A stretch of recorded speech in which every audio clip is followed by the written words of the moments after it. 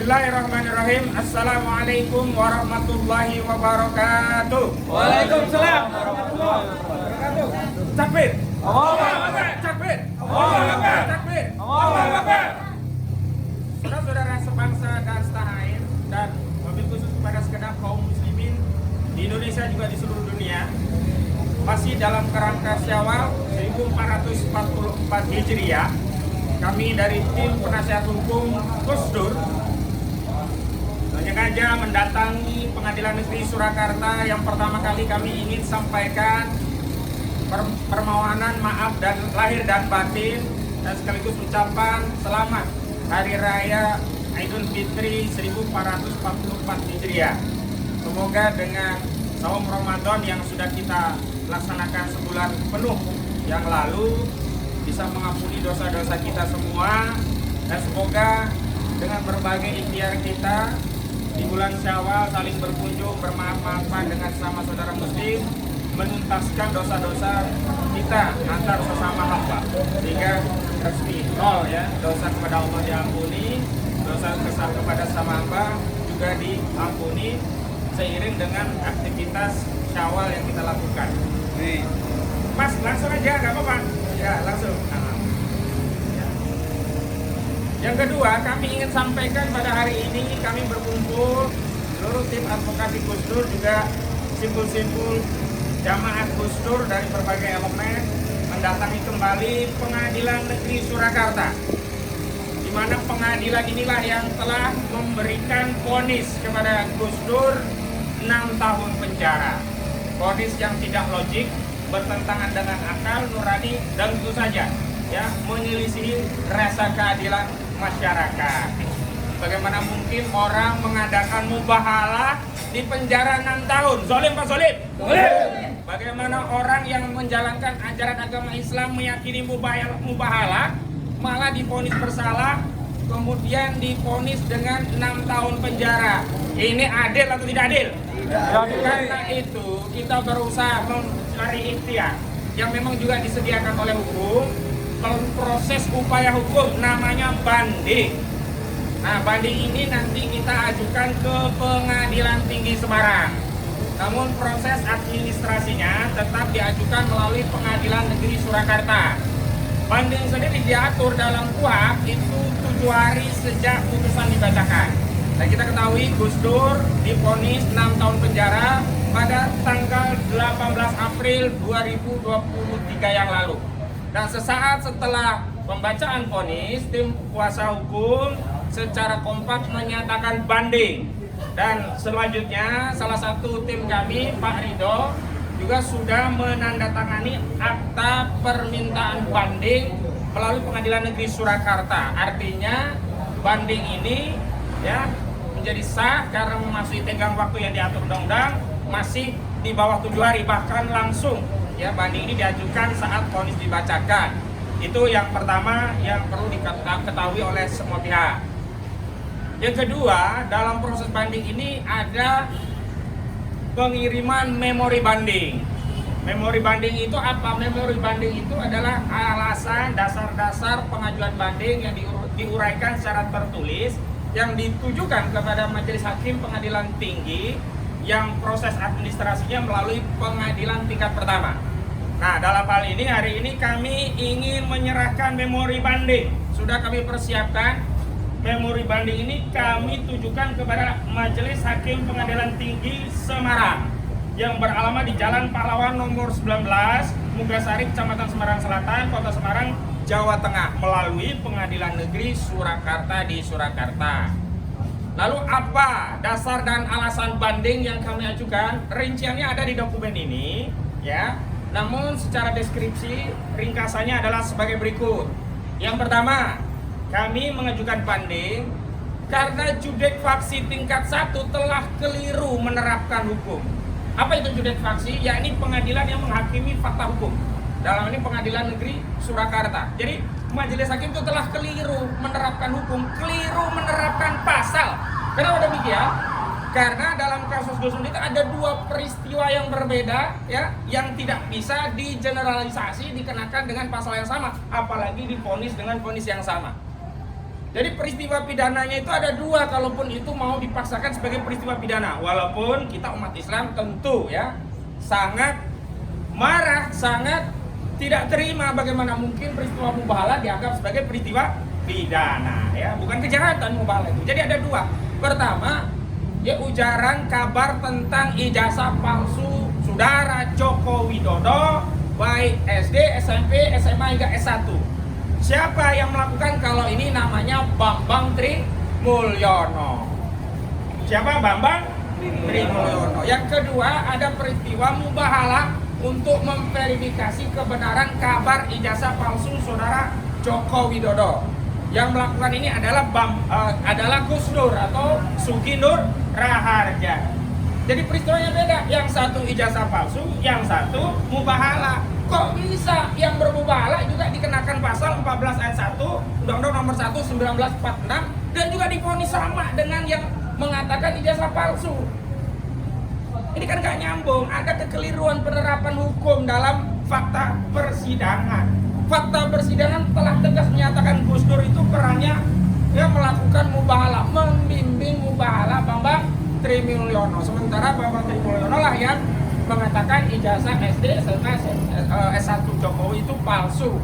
Dibuktikan dengan apa oleh Bambang Tri? Dibuktikan dengan buku Jokowi Undercover. Jadi yang pertama, ada kekeliruan penerapan hukum oleh Majelis Hakim tingkat pertama Judek Faksi. Ya, ini Majelis Hakim Pengadilan Negeri Surakarta. Mudah-mudahan kalau nanti yang mengadili pengadilan tinggi Semarang yang tidak banyak tekanan, tidak banyak atensi dari kekuasaan, tidak pusing melihat dinamika persidangan, bisa lebih bijak, bisa memilah, kemudian memilih dan menetapkan pasal dengan benar. Masa peristiwanya beda kok pasalnya sama? Satu peristiwa mubahalah, satu peristiwa ijazah palsu, kok sama-sama dikenakan pasal 14 ayat 1. Padahal dakwaan jaksa itu banyak. Ada pasal 14 ayat 1, ada pasal 14 ayat 2, ada pasal 15 Undang-Undang Nomor 1 1946. Nah, ini Majelis Hakim tingkat pertama telah keliru, menggebiah uyah kalau kata orang Jawa, mengeneralisasi kalau istilah kerennya, ya. Jadi tidak boleh ada peristiwa hukum beda kok dihukum sama. Yang satu nyolong ayam katakanlah kalau nyolong ya, yang satu membunuh kok sama-sama dikenakan pasal membunuh semua. Masuk akal nggak ini? Gak masuk akal. Nah, inilah alasan yang pertama, ada kekeliruan dalam menerapkan hukum terhadap fakta persidangan, terutama penerapan pasal 14 ayat 1 terhadap Gus Dur, yang kemudian Gus Dur divonis sama dengan Bambang Tri 6 tahun penjara. Ini kekeliruan yang pertama. Dasar yang kedua, bahwa ya Judek Faksi Pengadilan Negeri Surakarta telah ya mengabaikan fakta persidangan, khususnya fakta bahwa tidak pernah ada ijazah asli Jokowi. Nah, ini bapak-bapak, ibu-ibu ikut sidang nggak? Lihat ijazah asli Jokowi nggak? Ijazah SD Jokowi ada nggak? Ijazah SMP Jokowi ada nggak? Ijazah SMA Jokowi ada nggak? Ijazah S1 UGM Jokowi ada nggak? Fakta persidangan ini diabaikan oleh Majelis Hakim Judek Faksi tingkat 1 dengan menyatakan bahwa Gus Dur benar-benar mengedarkan kabar bohong tentang ijazah palsu. Lawang ijazahnya asli tidak ada, kok dikatakan mengedarkan kabar bohong? Kalau ijazah palsu itu kabar bohong, berarti harus dihadirkan ijazah asli. Kalau ijazah asli berarti terbukti bohongnya. Kalau nggak ada ijazah asli, terbukti tidak? Tidak terbukti, dan hakim tidak pernah ya memberikan pertimbangan tentang tidak adanya ijazah asli ini. Jadi diabaikan fakta hukum tentang tidak adanya ijazah asli ini. Dan ini sekali lagi bagi segenap rakyat Indonesia menjadi sah dan meyakinkan berdasarkan fakta persidangan bahwa tidak pernah ada ijazah asli Jokowi. Takbir. Allahu Akbar. Jadi saya tegaskan, kalau dulu ijazah palsu itu hanya narasi, hanya kabar di media sosial, hanya konten, hanya wawancara Gus Dur, Bambang terhadap Bambang Tri. Hari ini saya tegaskan bahwa ijazah palsu itu ya menjadi terbukti karena tidak pernah ada ijazah asli, dan ini fakta persidangan. Tapi dalam fakta persidangan tidak pernah ada satu lembar pun ijazah asli Jokowi. Nah, ini diabaikan oleh Majelis Hakim Judek Faksi tingkat pertama. Bagaimana mungkin mungkin bisa membuktikan ada kebohongan dalam ijazah palsu? Ijazah aslinya tidak ada. Ini dagelan apa dagelan ini? Dagelan. Ya, itu alasannya kedua. Dan majelis hakim di dalam fakta persidangan itu kan ada ahli kita, ada ahli Dr. Muhammad Taufik Isra SPA, ahli pidana. Ada ahli hukum dan HAM Rocky Gerung. Ada ahli linguistik forensik Profesor Aceng Ruhedi Saifullah. Ada juga Profesor Dr. Mompang El Pangabean, ahli pidana, ya kan? Ahli linguistik forensik, ahli hukum dan HAM, termasuk ahli pidana yang dari kita, bahkan ahli pidana dari jaksa, yakni Profesor Mompang Pangabean mengatakan dalam kasus ujaran bohong terkait ijazah ini harus dibuktikan dengan adanya ijazah asli. Ijazah aslinya harus dihadirkan. Tapi fakta persidangan ini diabaikan. Dalam pertimbangan majelis tidak pernah menyinggung secuil pun tentang fakta bahwa ijazah asli itu harus dihadirkan. Jadi yang dipelototin oleh majelis hakim dalam pertimbangan hanya ahli Andika Duta Bahari yang paling banyak. Nah ini ahli apa itu namanya? Dianggap ahli diduga profesor, jangan ngomong profesor palsu. Ahli diduga profesor namanya Andika Duta Bahari. Kasian lah kalau profesor palsu. Cukuplah presiden ijazah palsu. Jangan ditambah dengan profesor ijazah palsu. Jadi ya, jadi yang diambil itu sepihak, hanya mengambil fakta persidangan yang diajukan jaksa penuntut umum. Tetapi fakta persidangan terkait pembelaan tim hukum diabaikan. Ya, itu yang kedua. Yang ketiga, ada etika moral sebagai seorang hakim dalam mengadili perkara itu tidak diterapkan, ya. Tidak adil.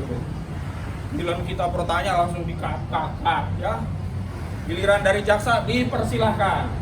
Majelis ya memperdalam fakta persidangan sampai detil.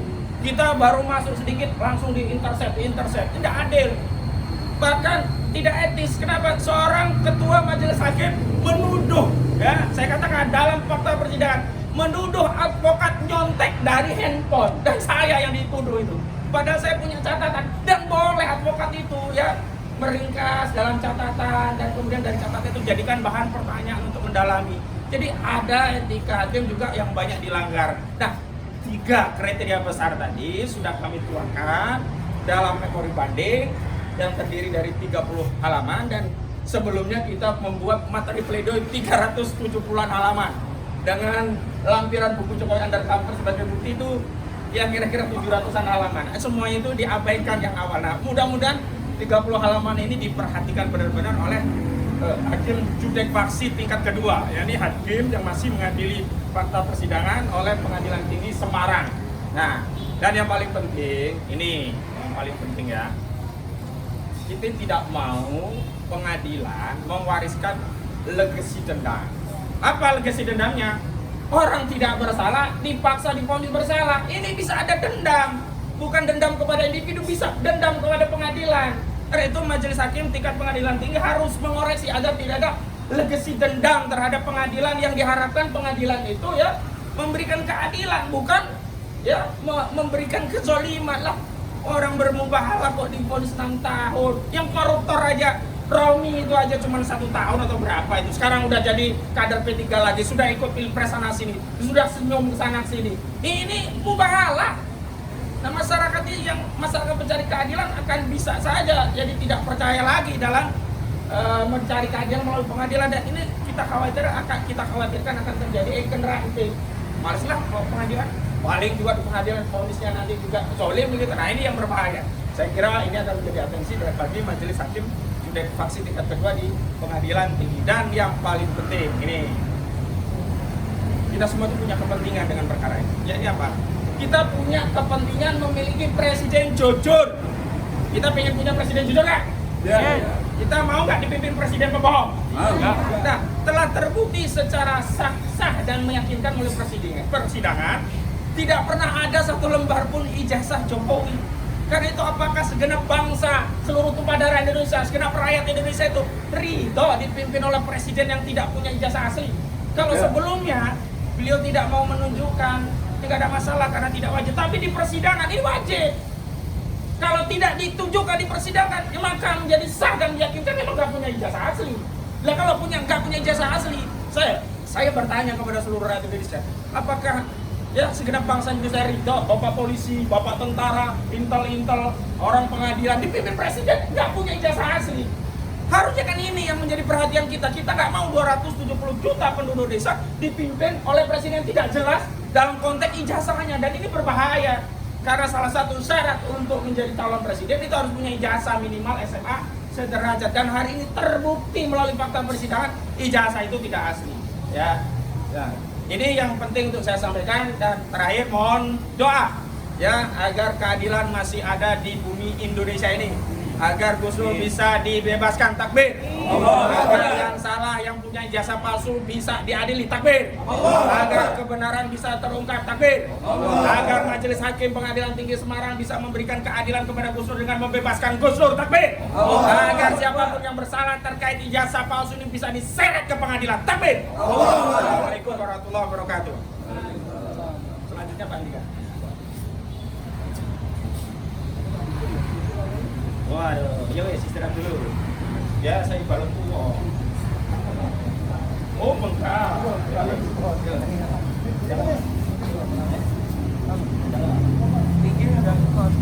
Assalamualaikum warahmatullahi wabarakatuh. Waalaikumsalam warahmatullahi wabarakatuh. Tadi sudah disampaikan oleh rekan saya, Saudara Ahmad Konstitutif. Jadi kita semua tahu dari awal mula persidangan dari mulai bulan Desember, Januari, Februari, Maret, dan akhirnya vonis pada tingkat pengadilan negeri itu pada tanggal 18 April kemarin. Dalam kesempatan ini tadi sudah disampaikan panjang lebar. Ya, ini istimewanya Kota Solo. Jadi di tengah jalan lewatlah sebuah kereta dan tidak ada palangnya. Nah, lewat persis di depan pengadilan Surakarta.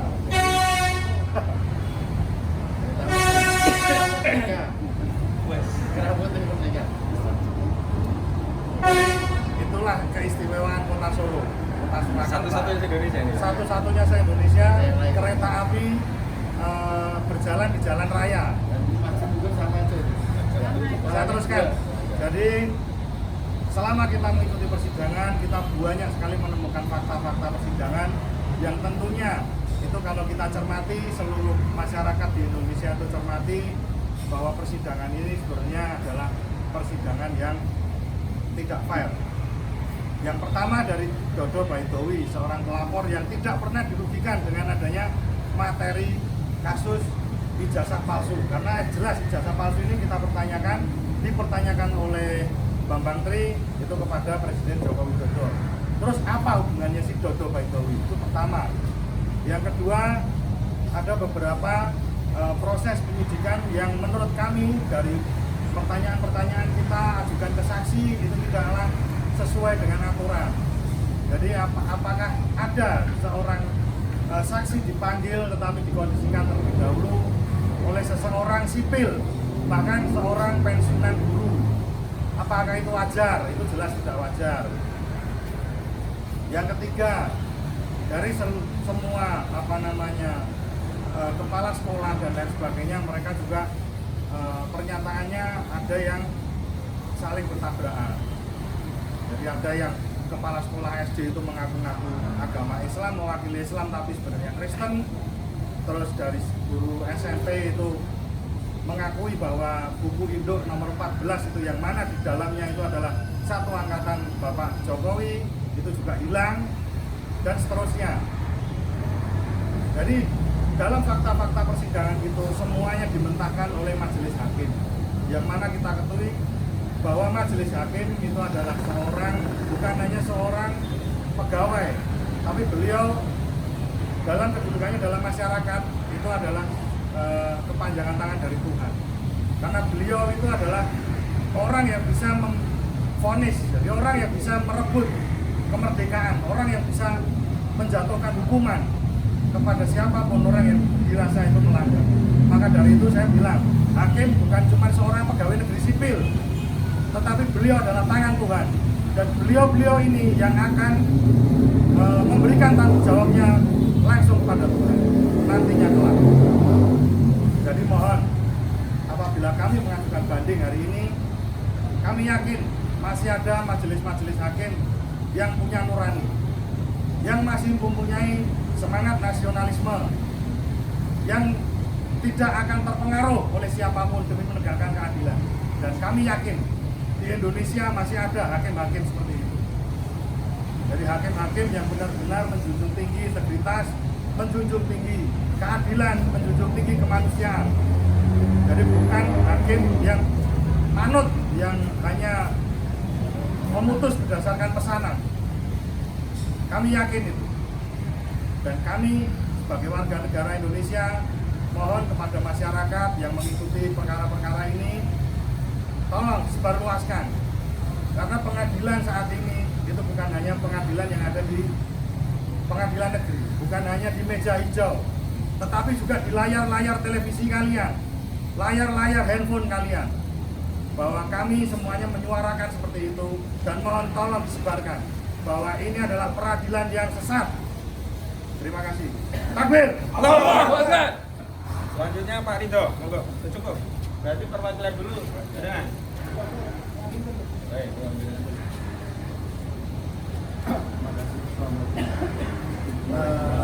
Saya Pak Romati mewakili masyarakat. Dari sidang pertama sampai terakhir, saya heran banyak kejanggalan-kejanggalan yang terungkap di situ. Kesaksian-kesaksian dari para ahli dari pihak kami diabaikan, sedangkan dari kubu mereka diabaikan. Wahai para hakim, baik di tingkat lokal sampai tingkat tinggi di Semarang, ingat, jabatan Anda akan dipertanggungjawabkan baik di akhirat maupun di dunia. Di akhirat terserah nanti yang Maha Kuasa yang mengadili. Sedangkan yang ada di negeri ini 5 tahun pemerintahan berganti. Ingat itu. Memang kami ridho ketika ulama kami diperkusi seperti itu. Tidak. Gimana? Tidak. Tidak. Itulah. Nanti kami kalau sudah pergantian pemerintahan, tentu kami mau meminta bukti-bukti baru dari saudaraku Jokowi. Apakah betul dia itu sebagai presiden di Jakarta sini? Kita paksa kalau dia sudah tidak jadi presiden. Dan ingat, hakim-hakim itu yang kemarin mengadili. Ingat, ada bukti baru. Tentu kami akan mengajukan bukti-bukti baru itu. Dan nanti bisa jadi dia tersangka. Betul? Betul. Dan kami mohon kepada pihak pengadilan tinggi di Semarang untuk membebaskan Gubernur sepenuhnya tanpa kesalahan. Karena apa? Nah, karena Jokowi aja salah nggak ada kok. Gimana mau dibuktikan dia itu bersalah? Orang gobloknya muda kok. Ya harusnya dibebaskan lah. Jokowi aja nggak mampu untuk menunjukkan buktinya jasanya kok. Benar? Bebaskan Gus Nur. Kami mohon tingkat pengadilan Semarang untuk membebaskan Gus Nur. Ingat, 1 pengadilan di akhirat, 2 pengadilan di dunia. Pemerintah berganti tiap 5 tahun, sebentar lagi berganti. Jika pemerintahan yang akan datang menjunjung tinggi keadilan, menjunjung tinggi kesejahteraan, habislah mereka para pengkhianat-pengkhianat bangsa itu yang menghukum orang tidak sepenuhnya pada konstitusi tetapi pada pribadinya sendiri. Dia harusnya itu menggunakan konstitusi, bukan seperti itu diolak-walik. Wong goblok rakyat kayak aku mudeng kok. Itu adalah hakim yang kurang bijaksana. Harusnya apa? Harusnya sebagai hakim yang menjunjung tinggi keadilan dan bisa mempertanggungjawabkan keputusan di hadapan Allah dan di hadapan rakyat. Demikian dari masyarakat ini, akhirul kalam, wassalamualaikum warahmatullahi wabarakatuh. Waalaikumsalam warahmatullahi wabarakatuh. Lanjut. Jangan tempat saya. Waalaikumsalam warahmatullahi wabarakatuh.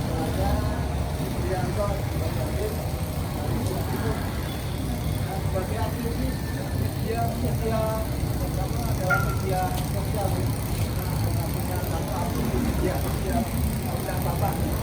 Itulah satu-satunya kami sebagai aktivis kami bukan memberi peringatan, bukan memberikan ancaman, tapi kita akan kepada para penegak hukum mungkin yang ada di ada kepolisian sebagai penyidik, kemudian ada kejaksaan, ada kehakiman.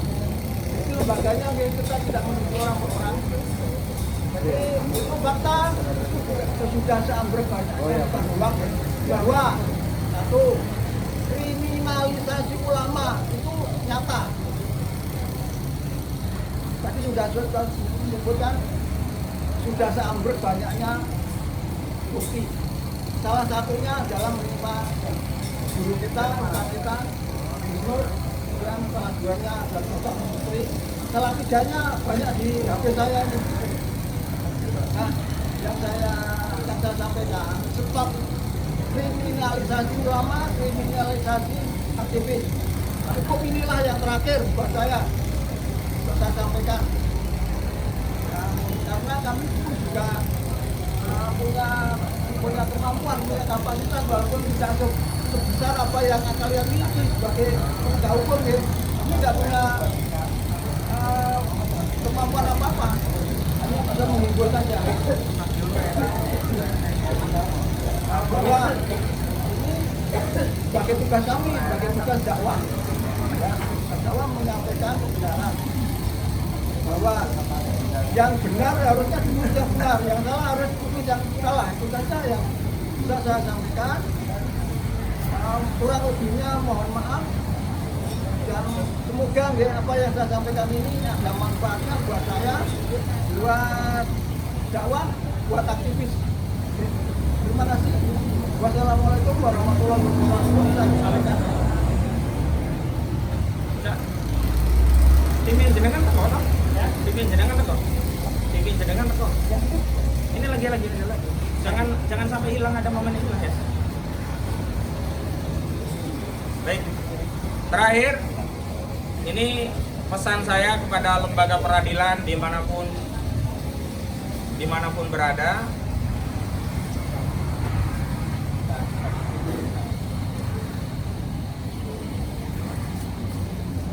Ini pesan bagi seluruh hakim di berbagai lembaga peradilan, baik tingkat pertama, tingkat banding, tingkat kasasi di Mahkamah Agung. Saya ingin menyampaikan sesuatu yang sudah sangat diketahui, bahkan sudah mendarah daging di benak para hakim. Ya, ini satu adigium yang terkenal, yakni lebih baik membebaskan 1000 orang yang bersalah ketimbang menghukum 1 orang yang tidak bersalah. Nah, tolong gunakan adigium ini untuk mengadili perkara Gus Dur. Dan sekali lagi, bahkan Gus Dur ini tidak bersalah. Yang bersalah saja ya lebih baik dibebaskan kalau nggak ada bukti. Apalagi Gus Dur yang tidak bersalah, yang tidak bisa dibuktikan kesalahannya karena tidak ada ijazah aslinya. Karena itu mohon sekali lagi saya tegaskan, lebih baik membebaskan 1000 orang yang bersalah ketimbang menghukum seorang yang tidak bersalah. Dan karena itu tidak ada pilihan lain bagi perkara Gus Dur ini, bahwa putusan yang adil adalah membebaskan Gus Dur tanpa syarat. Takbir! Takbir! Takbir! Assalamualaikum warahmatullahi wabarakatuh. Selanjutnya acara kita dapat yang lain silakan. Hari ini kita ada silaturahmi 2 tempat.